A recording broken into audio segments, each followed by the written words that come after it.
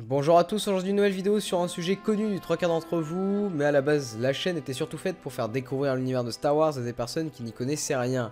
Du coup Et pendant que vous avez râlé sur votre clavier, moi j'ai touché le chèque. Mais ne vous inquiétez pas, je pourrais également traiter de sujets un peu moins connus. J'attends vos commentaires et malheureusement je ne ferai pas d'autres vidéos sur des régiments de clones, étant donné que d'autres youtubeurs l'ont déjà fait avant moi et que je pense qu'ils ont dit la plus grande partie des choses qu'il y avait à dire. Par contre il est possible que plus tard je sorte quelques vidéos sur certains clones de The Clone Wars ou autres. Donc voilà, vous pouvez également mettre des suggestions dans les commentaires. Bref, certains l'ont vu dans le titre, d'autres ont reconnu la musique et on va bien sûr parler d'Ahsoka. Alors pourquoi parmi tous les personnages les plus charismatiques de Star Wars, j'ai choisi Ahsoka? Et bien simplement car c'est l'un de mes personnages préférés. Bien sûr, presque tout le monde la connaît, mais je sais qu'il existe pas mal de gens qui n'ont pas vu The Clone Wars et qui passent d'ailleurs à côté d'une excellente série. Maintenant nous allons pouvoir découvrir son histoire et les rôles importants qu'elle a pu jouer. Alright, Rex. What's so important that you brought us all the way back here?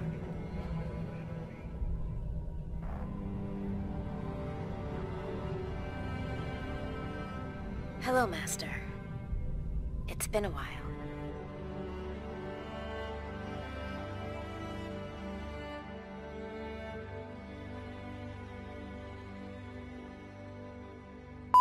Ahsoka Tano appartient à la race des Togruta, originaire de Chili. Elle naît en -36 avant la bataille de Yavin, après quoi elle fut abandonnée par ses parents. Elle est découverte par Maître Plo Koon lors d'une mission au cours de laquelle il s'aperçoit qu'elle est sensible à la force. Elle fut ramenée au temple Jedi sur Coruscant afin de commencer sa formation. C'est depuis cela que la jeune enfant établit un fort lien avec Maître Plo Koon, qu'elle voit un peu comme un modèle ou simplement un proche avec qui elle peut se confier. Durant sa formation, Ahsoka montre qu'elle peut apprendre vite, mais elle affiche également une attitude rebelle. Malgré cela, elle fut élevée au rang de Padawan à l'âge de 14 ans et fut mise sous la responsabilité d'Anakin Skywalker. À ce moment-là, la guerre des clones venait tout juste de commencer. Anakin n'était pas au courant de l'arrivée de ce Padawan et n'en voulait simplement pas, disant que cela allait le ralentir. Dès le début de leur relation, Anakin était assez froid avec sa nouvelle Padawan.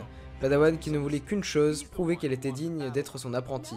Elle fit d'ailleurs la connaissance du Capitaine Rex, qui deviendra plus tard un grand ami. Durant cette période, le maître donna Chippy comme surnom à la jeune Jedi, qui se faisait lui-même surnommer Skyman. Allez, viens, Chippy. Elle finit par obtenir le respect de son maître au cours d'une mission dangereuse sur Christophe 6, où elle lui avait sauvé la vie. Bien sûr, ce fut difficile à avaler pour le maître Jedi. Malgré un début de relation difficile avec Anakin, le maître et son apprenti créèrent rapidement un lien fort fondé sur le respect mutuel et une sincère préoccupation de l'autre. Durant les 2 années suivantes, passées aux côtés d'Anakin, Ahsoka devint commandante de l'armée de la République tout en continuant sa formation de Jedi. Ce fut des débuts difficiles car elle n'avait jamais commandé auparavant. Elle risquait de nombreuses fois la vie de ses hommes, mais apprit de ses erreurs et devint rapidement un chef de guerre efficace avec de plus en plus de responsabilités. Dans ce passage que j'aime beaucoup, Ahsoka croit repousser les droïdes alors qu'en réalité il se repositionne pour l'encercler.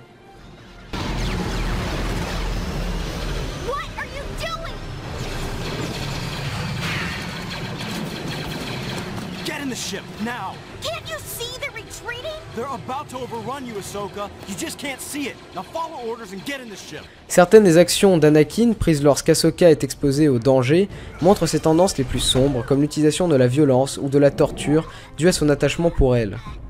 Ahsoka a vécu de nombreuses aventures durant la guerre des clones, et je ne pourrais toutes vous les raconter.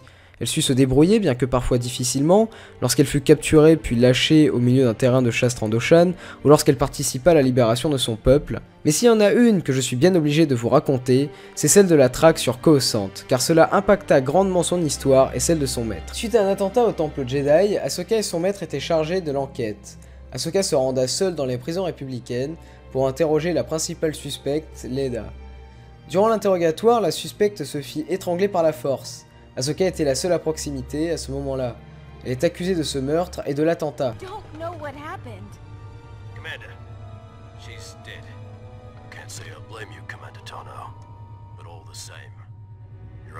Elle tente de fuir dans les bas-fonds pour prouver son innocence et fait la rencontre de Asajj Ventress, une ennemie de longue date qui devient sa nouvelle alliée.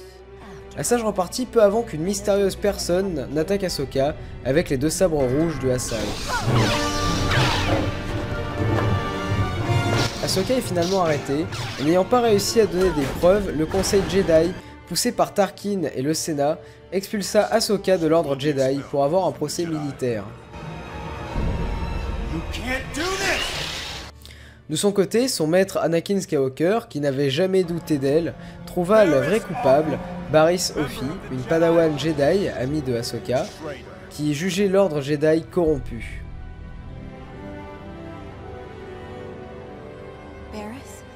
Le conseil s'excuse auprès d'Ahsoka et lui demande de rejoindre l'ordre à nouveau. Cependant, n'étant pas certaine de ce qu'elle désirait pour le futur, n'ayant plus confiance en le conseil Jedi qui l'a expulsée au lieu de la croire et de la défendre, elle refusa et quitta le temple Jedi. I'm sorry, Master. But I'm not coming back. Ahsoka parta vivre dans les bas-fonds de Coruscant et se fit de nouveaux amis. Bien que peu exploité dans les saisons connues de The Clone Wars, cela affecta grandement son maître. On peut d'ailleurs voir dans les épisodes non terminés une discussion entre Anakin et Obi-Wan, dans laquelle il explique le vide qu'avait laissé Ahsoka et la colère qu'il finit par éprouver envers elle et le conseil Jedi. D'ailleurs, bientôt on verra ces épisodes terminés et j'espère que vous êtes autant contents que moi. I will grant you mistakes were made, but she chose to leave. Part of the Jedi way is not letting emotion cloud your better judgment, and that's precisely what Ahsoka did, even in her most critical moment. Peu avant la fin de la guerre, Ahsoka recontacta Anakin et Obi-Wan pour demander leur aide sur Mandalore, car en effet Dark Maul était de retour. Les deux Jedi et Ahsoka participèrent au siège de Mandalore que nous verrons dans la saison 7 de The Clone Wars et déjà disponible dans le roman Ahsoka. Le siège à peine commencé que Anakin et Obi-Wan furent rappelés en renfort sur Coruscant, la planète étant attaquée par les séparatistes et le chancelier a été enlevé. Vous l'aurez compris, c'est la scène d'ouverture de la revanche des Sith et l'ordre 66 n'est pas très loin. Anakin laissa donc une partie de ses hommes de la 501ème sous le commandement d'Ahsoka, en qui il avait encore totalement confiance.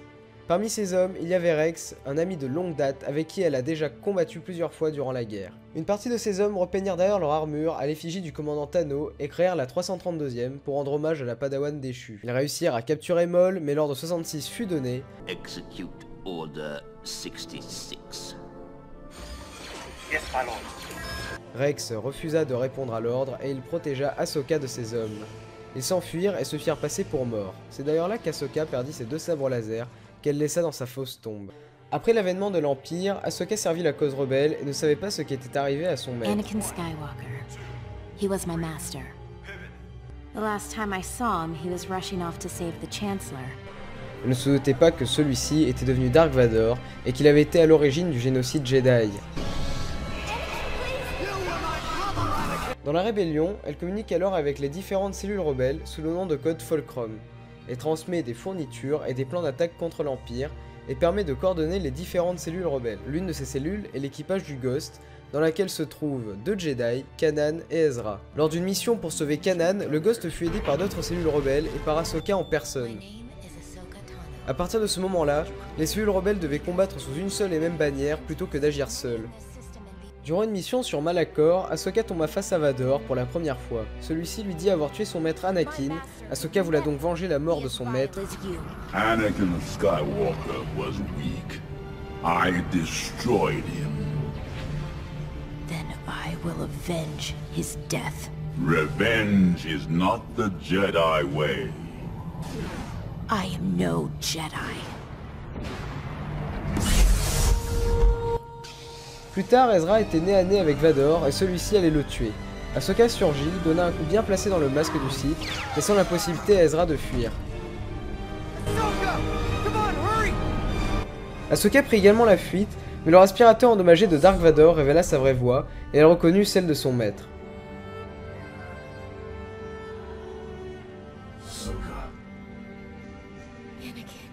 Elle ne voulut pas l'abandonner, celui-ci voulant la tuer, un combat commença, laissa Ahsoka seule face à son destin. L'explosion du temple dans lequel il se trouvait mit fin au combat, et Ahsoka aurait dû mourir, mais plus tard dans Rebelle, on apprend qu'elle a survécu, car Ezra l'a sauvée par un portail spatio-temporel, parce que ta gueule c'est magique. Bon, la vérité c'est que c'est plus compliqué que ça, mais la vidéo est déjà assez longue, donc bon. Ahsoka aura donc vécu les trois grandes périodes des films, c'est-à-dire la guerre des clones, l'Empire et la Nouvelle République. Bien que je dois l'avouer, la fin de Rebelle est bien, mais j'aurais préféré qu'elle meure face à Vador. Je suppose qu'il y a de fortes chances pour qu'elle apparaisse dans Résistance, Mais j'espère qu'elle ne va pas mourir en pleine conversation Skype sur un caillou MDR. Enfin bref, c'est une des vidéos que j'ai préféré faire sur la chaîne car en effet c'est un de mes personnages préférés. Alors oui, le personnage est assez connu de tous, je ne rentre pas forcément dans tous les grands détails, je raconte rapidement sa vie. Mais comme je l'ai dit au début, la vidéo est plus pour présenter le personnage à ceux qui ne le connaissent pas que de présenter à des personnes qui le connaissent déjà. Donc voilà, donc j'espère en tout cas que ça vous a quand même plu, et donc à la prochaine. Si vous avez des idées de vidéos, n'hésitez pas à les mettre dans les commentaires.